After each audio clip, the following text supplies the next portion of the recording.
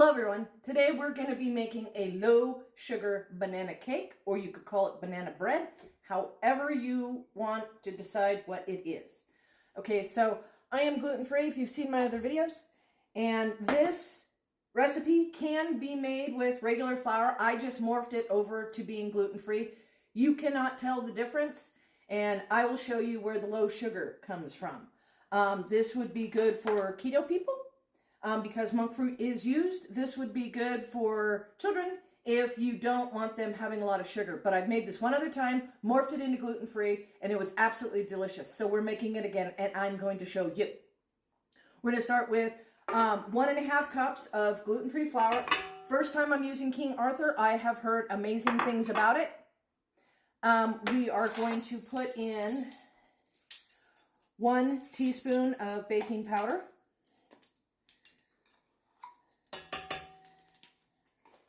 We are going to add in 2 teaspoons of baking soda.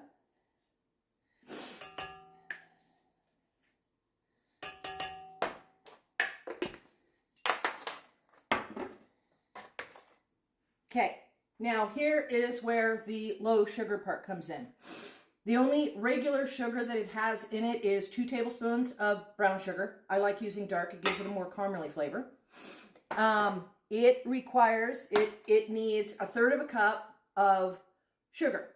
Okay, you can use regular sugar, but I prefer to keep everything low sugar. So this is monk fruit sweetener. Monk fruit is a fruit sugar, and what it does is it doesn't spike your glucose up.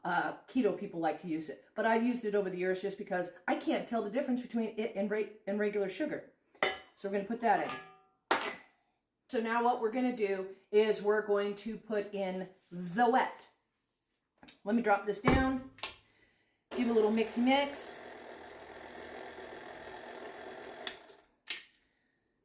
Okay, so for the next is going to be 1 cup of Greek yogurt. I am doing a 0-fat yogurt because I am trying to reduce in size, henceforth the low sugar.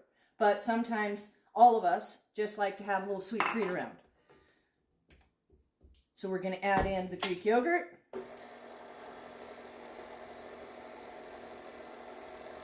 We're going to add in 6 tablespoons of melted butter.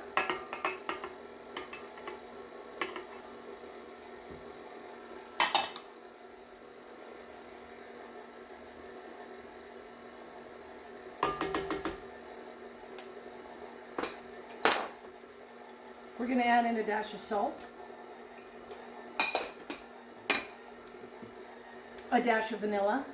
Measure it with your soul, people. I like vanilla. We're going to add in a dash of cinnamon.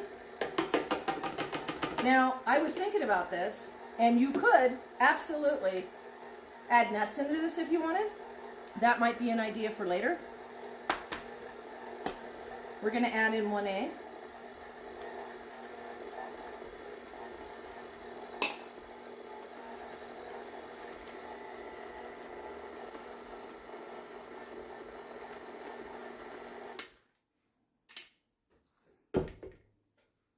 Three brown mashed up bananas.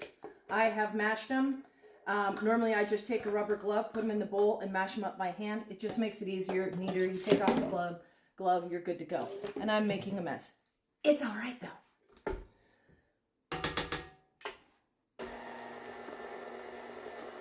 Give that a swirl. This is going to go into a 350-degree oven for anywhere from 50 minutes to an hour. You can kind of tell by the top, or stick a toothpick in it or whatnot. The last thing that we are going to add, it calls for 1/4 cup of chocolate chips, okay? I like using dark chocolate, so this is a 60% dark chocolate, less sugar, that I'm going to throw in there. That's probably a little bit more than 1/4 cup, but I like chocolate. And it's a 60% chocolate, so doing pretty good. We don't need to mix that a lot, not with the chocolate chips in it. So what I'm going to do next is, this is probably a 12 by 4-inch. I did a smaller one last night. It didn't seem like the center was quite done. And I like using parchment paper instead of spray oil. 0 calories. Because, you know, we're trying to size down in size. Because then I can just lift it out and set it off to the side when I want it to cool. This is going to go in here.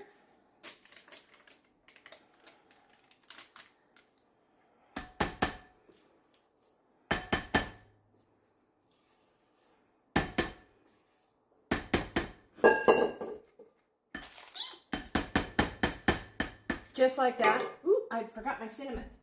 I personally like to add a little extra flavor on top. So we're going to take our cinnamon and we're just going to sprinkle some on the top like that. And we're going to call it good. 350 degree oven from anywhere from 50 minutes to an hour. I'll show you when it comes out. And here we have it after an hour. It is absolutely perfect. Nice and spongy on top. It's hot. Look at that. A little brown on top because I put the cinnamon on it. So there we have it. And what you can actually do with this is just take it, lift it out, and put it over here, kind of like a cupcake. And it will cool. So if you like my baking videos, I am trying to grow this account. So please go ahead and follow me, like, and if you have any questions about this recipe, go ahead and comment or direct message me. And I'll get right back to you.